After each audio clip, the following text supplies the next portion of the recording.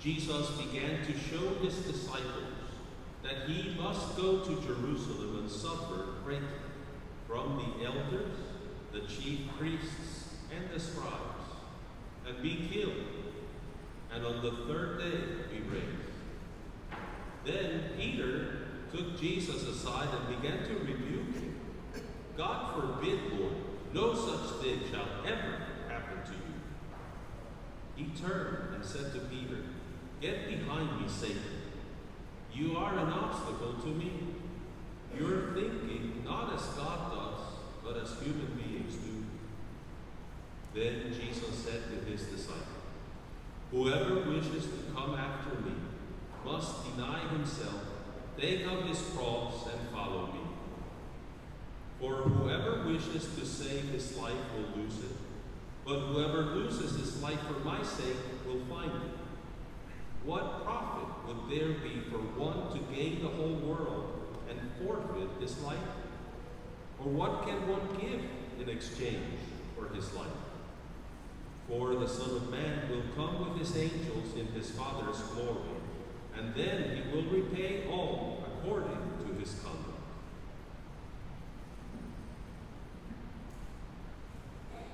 The Gospel of the Lord.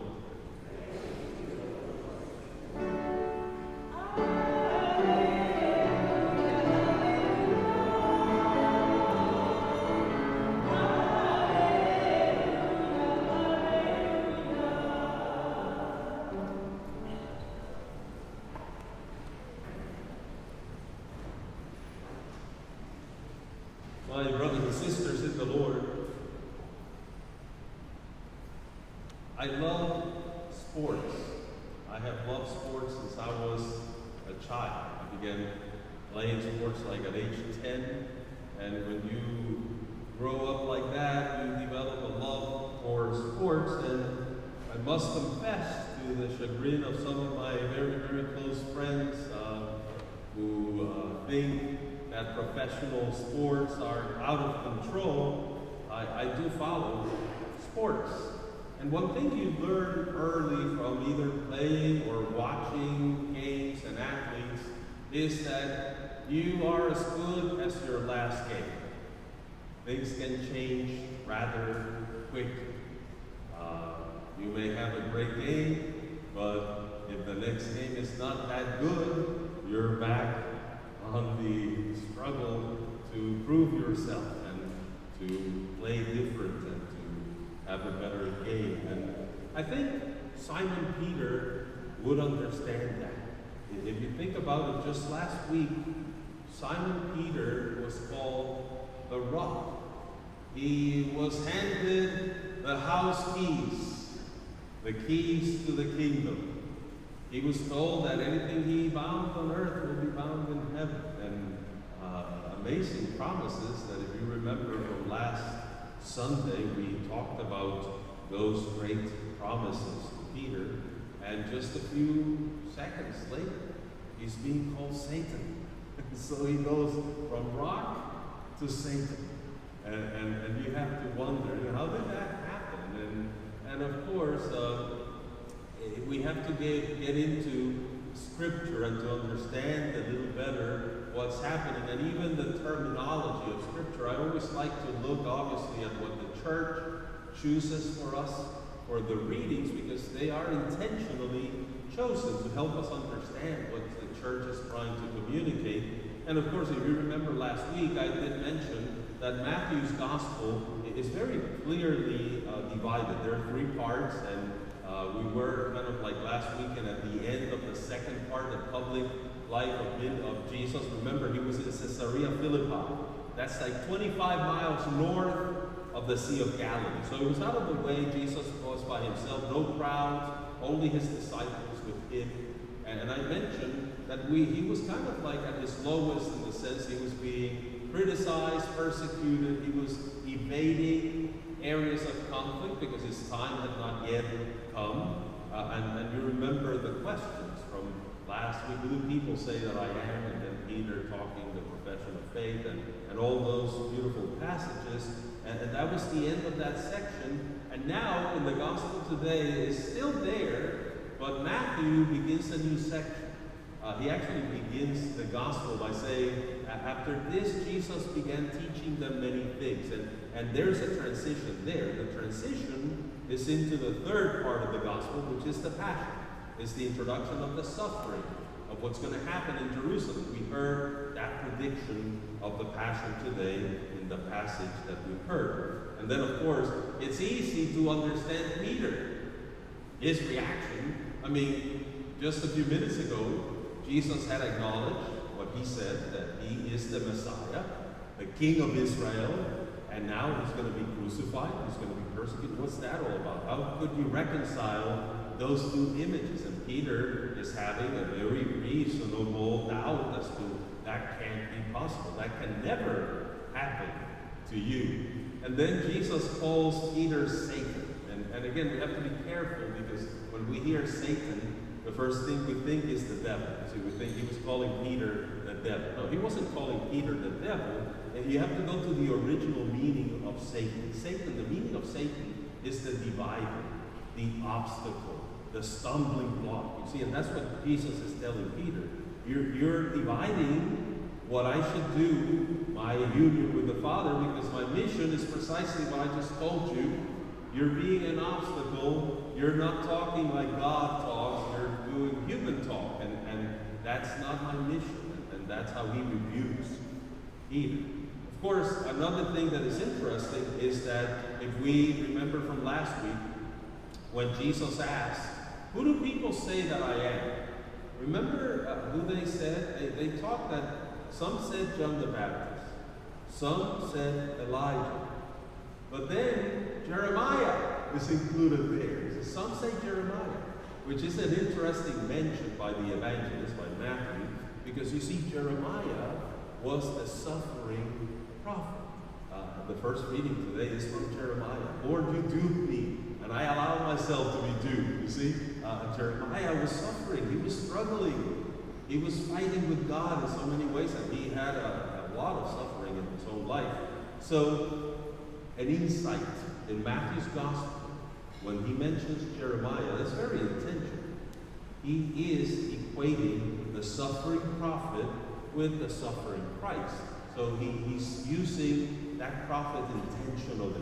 He wants to show an image of the Christ who came to give his life for us. So he gives you a little explanation of why people were thinking Jeremiah, and certainly why Matthew includes Jeremiah in that transition into the suffering part of the gospel, the passion of the Lord. So we realize then that the theme for today is that introduction of suffering. The Lord is introducing the whole notion of suffering, and we all suffer. I hope I'm not breaking news to you. We have all had our sufferings. We're going through sufferings right now. Even as recent, just this past Wednesday, for some reason, I got up with some kind of intestinal virus or something. I was down and out. I was feeling bad like a dog. I was hurting. And it was a terrible day to get sick, because I had a lot of things that evening. I was looking at the weekend. We have a big weekend coming, and I guarantee you, I was fighting a little bit with the Lord. So I'm not the perfect example of virtue or of being so patient in suffering. I'm saying, Lord, how are you allowing me to go through this now? You know, this is not good. It's terrible. And I must say, too, that eventually I acknowledge, I accepted. Actually, he helped me because everything worked out okay that evening. But I was kind of having a very interesting conversation with the Lord. But then, once you accept, once you say, hey, we all suffer in one way or another, and we don't need to go into a list of sufferings. Actually, ask your pastor. One of the beautiful things about ministry is that I know, because of the times you talk to me or you come to confession, I know your sufferings. You begin to hear the sufferings of your people. That's so important for a pastor to hear. When I hear confessions, I try to make your sufferings my sufferings. It's kind of like to identify with what you're going through. That's so important, because we're all in the same reality. Archbishop Fulton Sheen, he used to say, if you don't think that God listens to your prayer, ask for him to send you a suffering. I don't recommend that. Don't do it. And I think the Archbishop was being facetious in a way, but what was he acknowledging? That we all suffer. We all go through sufferings, whether they're physical, spiritual, emotional. We know lots of sufferings in life, and we have to ask ourselves, why? Why do we suffer? Why is there suffering? And of course, the church gives us an answer. There's a break with God. We call it original sin. So the teaching of original sin is precisely that. See, original sin is not a personal sin. It's not something that we do, and it's not a sin imputed on us, but it's a tendency. It creates a tendency to sin. There is kind of an inclination to sin that comes from that original sin, which is different from whatever you and I do as a sinful behavior, because of when it happened and what those who did it had, which they had a perfect knowledge of God, a perfect experience of God, and still they rejected what God wanted. So that's why original sin is so serious, and it's that we inherit, a tendency. Everything, there's a break, not only with God, but there's a break with each other, and there's a break with nature. Nature is also affected by original sin. We don't need to look too far. We know how nature acts, and all that was created by that original sin of our first parents. And some of my more sophisticated friends, they tell me, come on, that story of original sin, that's kind of like a nice story, but I don't buy that story. I usually tell them, I can give you a simple test. Let me give you a simple test. Suppose that you want to choose a virtue. You are the most impatient person in the world. You're that kind of person that when the light turns green, you're already honking your horn to get the other guy to move. You see, you're impatient. And from today on, you're going to decide that you're going to be the most patient person in the world. You're going to make that decision. Let me tell you what's going to happen. The first day, it's going to go pretty good. You're going to do well the first day. By the second day, you're getting a little antsy. By the third day, you say, to heck with that. I'm not going to be patient anymore. I've had it. That's the way it is. The other is true as well. Suppose you decide to get a vice, to capture, to take into your life a vice. There are plenty of vices today. There are all kinds of vices out there. Phones, our gadgets, the way the world lives. You can choose whatever vice you want. And there are plenty of those out there. And you're going to find out that it comes to you very easily, and it may take a lifetime to get rid of it. So think about it. Good things come very hard and leave very easily. Bad things come very easily and leave very hard. That's original sin. That's what it is. You don't need more explanation than that. That's what we are all dealing with and fighting with and struggling with. But we need to realize that then there is a reason why that is happening. And as we look into the whole notion of suffering, the suffering that you and I go through, we have to ask ourselves, how is it that some people can deal with that so well? We think, for example, of the early Christian martyrs. How did they go to their death singing? I'm sure that didn't just happen overnight, but they learned little by little how to deal with the daily sufferings of life. If you follow the recent Marian apparitions, for example, whether it is Fatima or Lourdes or Garabandal, Our Lady's always saying, we need to make more sacrifices. What is sacrifice? Self-imposed suffering. That's what it is. To learn that pattern of life, to be prepared. And again, think about it. When we begin to understand how to endure whatever we're going through, we're becoming stronger ourselves. So that's a great gift in itself. We become stronger people. We also can identify better with the sufferings of others. If you never suffer, how can you understand other people. And again, I'm sure we can never understand fully. You may share with me your suffering, and sometimes if I tell you, I totally understand what you're going through. That's a lot. I cannot totally understand because I'm not going through what you're going through, but I have suffered too, so I have an inkling of what it feels like to suffer. So when we suffer, we are capable of identifying with the sufferings of others. And the third thing I can think of is that suffering has a redeeming value. There's something about when we suffer for something that means something to us. When we can offer our sufferings for something that is important to us, that transforms the suffering. Actually, there are people in the world that, in a way, choose either professions. We can think of some professions where you put yourself in danger, in the line of danger, military, people that do public service, people that work out there in dangerous places. They are risking suffering, but they believe that there is meaning in that it is important to do that. There's a value in that, and in a way, we can offer our suffering for the good of others. And finally, I think when we understand suffering in our lives, we connect with Christ.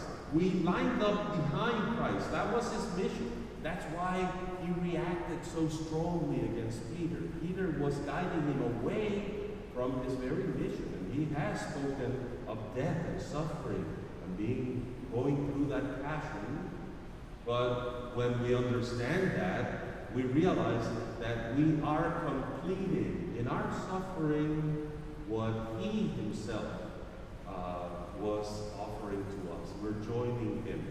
If you look at the bulletin this week, our theme shows a beautiful picture in the cover of the bulletin. You have Jesus kind of leading the procession of the crosses, and you have everybody kind of following behind him. What a beautiful image. That's what we do. Because we take our sufferings and we unite them to the sufferings of the Christ that he came so that we could go back to the Father because of what had happened way back, that it wasn't our fault, we didn't do it, but it was applied to us because of that great break that we call original sin. And we're moving back to God. And even the Son of God, the sinless one, he had to embrace that understanding so that we could walk behind him and complete that suffering with our lives. Just looking at you, knowing you, I know some of your sufferings. I know what you have gone through. And the message today is, don't think that suffering goes to waste. That God doesn't use that to help not only you, but to help others through you. And in your suffering, you're expiating a lot of other people's sins. You're helping others get closer to God.